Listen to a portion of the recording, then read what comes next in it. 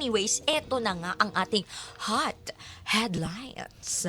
From one time to all the time. Uy, parang masaya yun From one time to all the time.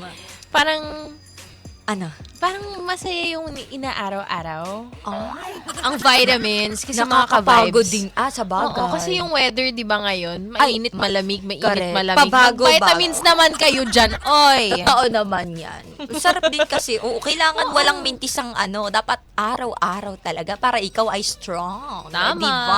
Pero eto na nga. Again, sa mga ka-vibes natin, ang sizzling question of the night natin, kaya mo bang i-handle kung init na lang ng katawan ang hapol sa'yo ng jowa mo?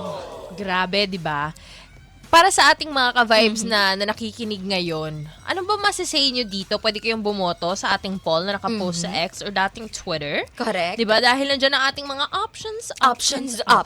Diba? Dito natin malalaman kung ano mga ba talaga ang magiging sagot ninyo once na narinig nyo na yung issue ng ating mga character for tonight na si Jed at si Shane. Correct. Eto na So nga. what's the issue ba, sis? Actually, itong sizzling issue nila, LDR sila. Ay, parang nangangamoy Parang na, dun no? pa lang Parang issue na agad yun. Issue na agad yung long distance relationship. Yun po yung ibig sabihin ng LDR. Okay? Napailing agad si ate.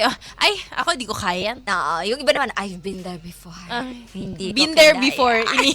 Kaya Kaya Nadala na siya. Pero eto na nga, nagkakilala sila online. So, nag-click naman sila kasi alam mo yon, nag-uusap sila araw-araw hanggang sa lumalim ang kanilang pag-uusap. And after a while, naging official kahit never pa silang nagkita in person. As in, zero physical contact. As in, ganon. So To the talagang point. nag-meet sila online? Parang Online nabuo lang. ang kanilang pagmamahalan. online. Correct naman yan. Tama yan. And for the first 6 months, take note lang ha, Sisi ko, at sa mga ka-vibes nating nakikinig ngayon, okay na okay sila. Oo. Walang pressure. Oo. Walang demands. Parang pure masaya lang. kilig lang. Correct. At syempre, may mga late night calls. Sweet messages. So ano ginagawa nila? Nag-video call? Ay! Nag-video call. Oo. Yung normal na ginagawa ng couples. Pag nag-LDR, di ba? Yes, kailangan mo makita syempre if ano ba ginagawa nito, nasa na ba ito, 'di ba? Ay. At walang anything spicy. Ay, talaga? So, parang very wholesome. Yes. Ano lang sila, ina-enjoy lang nila yung sariling company, gano'n. Gano'n ba? Ganun lang talaga at the first 6 months. Pero eto na nga, slowly, nag-shift yung tone ng bebe time nila. Ayan, mga overthinker. Correct. Hindi ko nga alam kung anong klaseng pag-shift, pero eto na nga si Jed. Oo. Nagsimulang humingi ng konting something. Alam mo na yun. At first, si Shane hesitant. Pero dahil mahal na mahal niya itong si Jed, at dahil LDR nga naman sila, pinagbigyan ni Shane. Hindi physical, hindi meet up, pero online lang. Kaya mo yan?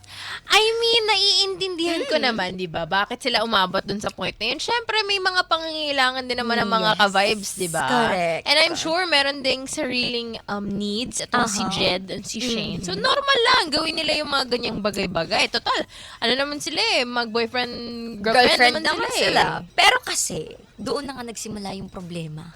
Ah. Kasi habang si Shane, iniisip na one time lang, si Jed, nasasanay. From minsan, naging mas madalas. At kapag ayaw ni Shane, alam mo ang nangyayari? Ano? Biglang nagtatampo itong si Jed. Tapos nagiging cold na yung mga replies na. Ayan tayo Pag hindi na pagbigyan, nagtatampo agad. Ang lakas pa daw mang guilt trip, in Ay. fairness. Unti-unting napansin ni Shane na parang yun na lang ang hinahanap ni Jed.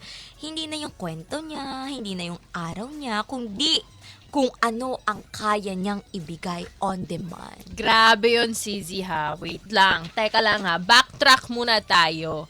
So, nung una, okay sila. Tapos biglang hindi na one day. Dahil hindi na nakukuha ni Shane yung gusto niyang makuha kay Jed. Correct. Ay, baliktad. Hindi na makuha ni Jed ang Jed gusto kay niyang Shane. makuha kay Shane. Yep. Yung Diba? sad naman nun, Sizzy. Sobrang sad nun, 'di ba? I mean, yung nakikita nating problema dito.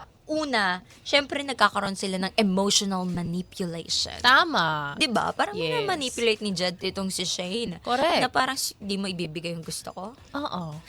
Hindi ka Yung rin. tipong magtatampo ako, Oo. magiging sad boy ako Na- para lang ibigay mo, Rebelde, guilty ka. parang ganon. Correct. Parang ano lang to, 'di ba? Rebelde nga, 'di ba? Nagre-rebelde siya sa isang relasyon. Ano yun? Magulang lang? Pinagre-rebeldahan dahil hindi na pagbigyan?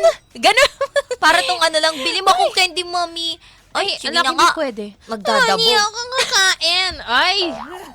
Parang ano. Grabe. Jed, usap tayo. Parang medyo related din siya sa kagabi natin. Yung parang kailangan may something muna Oo bago nga siya eh. maging sweet. Pero kasi ang kaibahan nito, nagiging cold lang naman. Oo, totoo. Tsaka sweet naman kasi Sweet sila nung naman. una. Kaya Oo. alam mo, Sisi, napansin ko, medyo meron ding tong may pagka-coercion na involved. Ay. Na yung tipong hindi naman talaga gusto ni Mm. Shane, pero parang pinipilit. Mhm. Yung In pilit the sake na parang of love. palambing na pilit. Ganon. Coercion kasi yun eh. Ganun kasi 'di ba pag nagmahal tayo, parang nagiging blinded tayo by love, 'di ba? Oo. Pero again, ang mga ka-vibes, marami pa tayong issue na nakikita dito. Like yung pinaka-conflict dito sa kay Jed at saka Oo. kay Shane.